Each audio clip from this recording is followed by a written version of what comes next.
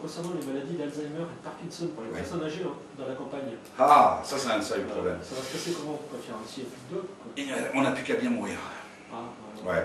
Alors ce qu'il faut savoir, c'est qu'aujourd'hui, ce qu'on appelle les maladies dégénératives, je travaille avec différentes personnes, des professeurs, et pour savoir un petit peu comment ça se passe. Alors dans l'état actuel des choses, on connaît le développement de la maladie, on sait l'évolution de la maladie. On n'a aucun traitement pour pouvoir endiguer cette maladie-là. La seule solution, premièrement, c'est la prévention. Attention à la malbouffe, ça fait partie de mon prochain ouvrage. Je suis en train de travailler dessus, sur pour quelles raisons le milieu agricole, on est arrivé à la surproduction. Nous sommes le deuxième pays mondial de consommation de fongicides, d'insecticides, de pesticides. Ouais, c'est honteux, ça. Je dis ça, et les engrais aussi. Ah, les agriculteurs font la galère. Par contre, ils devraient avoir, ceux qui respectent, on va dire, de ne pas mettre de produits, ils devraient vendre leurs produits, on va dire, avec des meilleures marges que les autres, qu'il faut qu'ils gagnent leur vie. C'est pour ça que je dis, là je ne vais pas encore me faire des copains, ou pas que des copains, c'est qu'il faut réduire les circuits de distribution. Je travaille avec des amis paysans, parce que moi c'est mes origines, et à ce niveau-là. Qui a commencé ça. Et aujourd'hui il faut revenir, et on va revenir justement à ce que je disais à la question, pour répondre à ta question, c'est qu'il faut revenir à la ruralité, redynamiser nos campagnes, réduire ces circuits-là. Pour quelle raison? Parce que, revenir à la qualité, parce qu'il a été prouvé que sur nos gènes, ça influe, je veux dire, la malbouffe. D'ailleurs, la preuve aujourd'hui, il y a une étude très sérieuse qui est sortie sur le comptage des spermatozoïdes sur notre, je veux dire, ah oui, là, regarde, c'est l'étude d'ATS, là. J'ai dit, c'est pas moi qui ont contrôlé. Ouais, mais d'utiliser trop, attention, là, justement, la fertilité, elle diminue. La concentration. Je peux mettre un stérilet. Et donc, nous, génération, je veux dire, moi, ma génération, on a perdu 50% de fertilité par rapport je veux dire, à nos aïeux. Et les jeunes aujourd'hui ont perdu 50% par an. Et c'est prouvé que la malbouffe intervient. Et alors, je reviens sur ces maladies-là, tu as raison. C'est qu'il faut savoir, c'est qu'une étude a été réalisée très très sérieuse. C'est qu'en 2050, il estimait à plus de 60% les personnes de 60 ans qui vont contracter une de ces maladies-là. On fait quoi? Donc on aura pu, en sachant que la dérive qui est en train de se produire au niveau du système de la santé et des retraites, c'est-à-dire qu'aujourd'hui tu as 3 actifs pour un retraité, on va arriver à une époque où on ne sera plus qu'à 2 et il y a combien? À 1. Donc, et en plus avec la période de chômage qui se passe, donc il ne reste plus qu'à bien mourir. Donc pour répondre à ta question, donc ça c'est un premier problème. Donc comment allons-nous prendre en charge ces pathologies?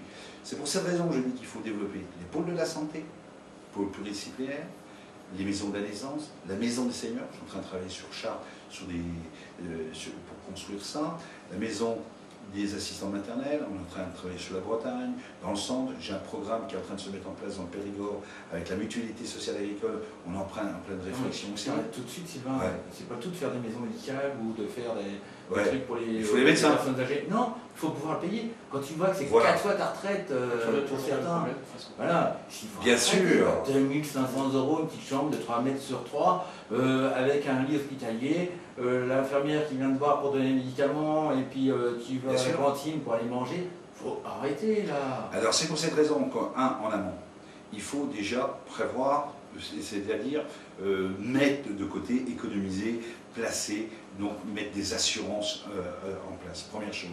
Deuxième chose, mutualiser, justement, c'est que pour baisser les coûts, mutualiser justement, je veux dire, ces locaux, si je peux dire.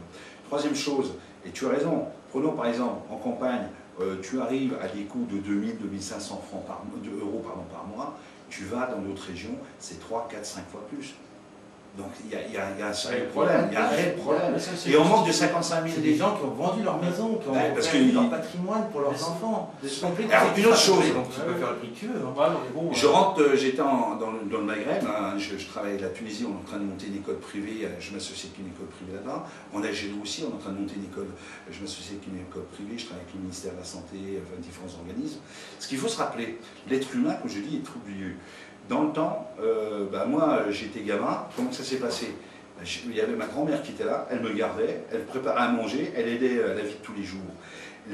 Aujourd'hui, c'est plus le cas. Aujourd'hui, pratiquement d'avoir un vieux à sa table, c'est une honte. Moi, je ne suis pas d'accord. Aujourd'hui, tu vas dans le pays du Maghreb, tu n'as pas de maison de retraite, ou très peu. Pourquoi? Parce que la personne fait partie de la famille, elle est prise en charge par la famille.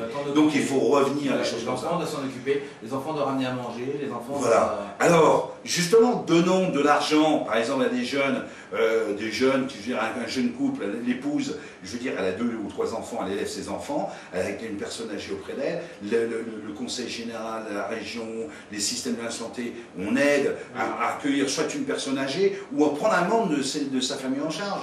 Parce qu'on parle, je veux dire, aujourd'hui, on devient égoïste. Et aujourd'hui, malheureusement, qu'est-ce qui se passe? On s'en fout. Et c'est pour ça que tout part en vrac. Ouais, vas-y. Vas-y, la dernière question. On va éviter d'arrêter. C'est vrai que... Quand je suis parti... Les gens ne font peut-être plus rien justement par peur de représailles. Tu vois ce que je veux dire? Admettons, si tu as un jeune, comme tu dis, tu as un jeune couple qui accueille une personne âgée chez eux.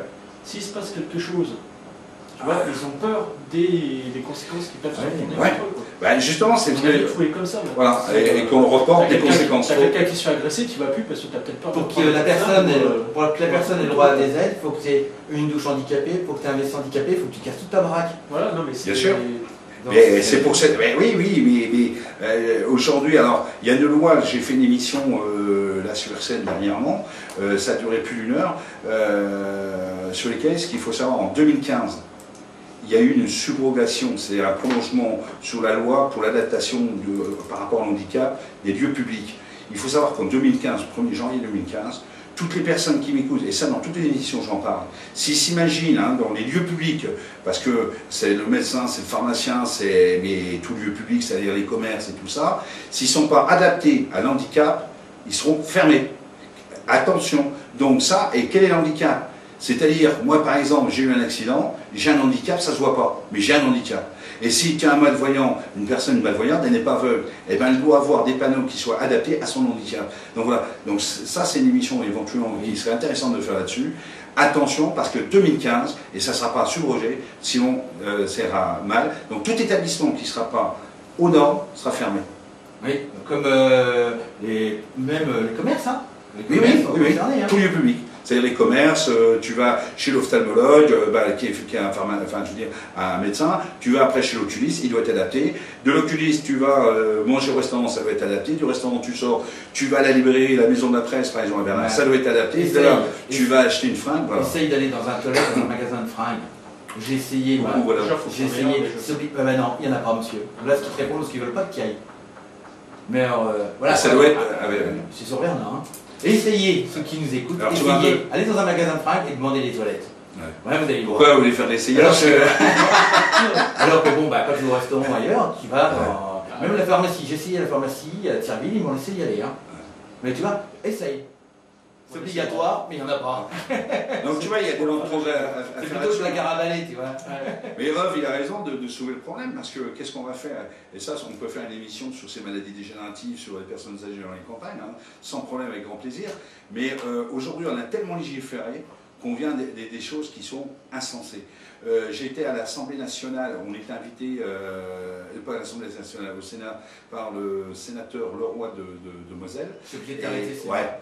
Alors j'ai fait choc, et donc je lui ai dit, quand est-ce que, parce qu'aujourd'hui tu as des lois avec des décrets, des amendements qui arrivent à l'opposé,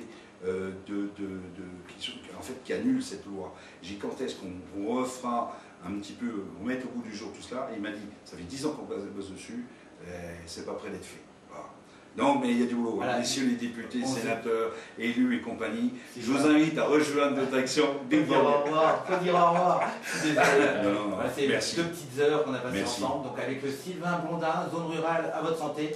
Il nous a fait un beau livre. Il le dédicace donc au Leclerc à Verdun et ainsi que chez Duché pour ceux qui sont de la région. Après Saint-Miel, Commercy, tu vas faire tout le tour. Je pense qu'il y aura des affichettes de marquées dans les endroits où tu seras. Plus les conférences qui vont être données un peu partout en France, mais sur la région, on est en train de préparer certaines choses. Merci Sylvain, merci Yves d'être venu. Alors on est désolé pour toutes les questions auxquelles on n'a pas pu répondre sur notre page Facebook, mais on se reverra Sylvain. Hein, merci Merci Sylvain, merci Saël, merci Off, merci à toutes tes auditrices et auditeurs. Et je fais encore un gros coucou à tous mes amis qui me connaissent. Bon, à bientôt. C'est une émission.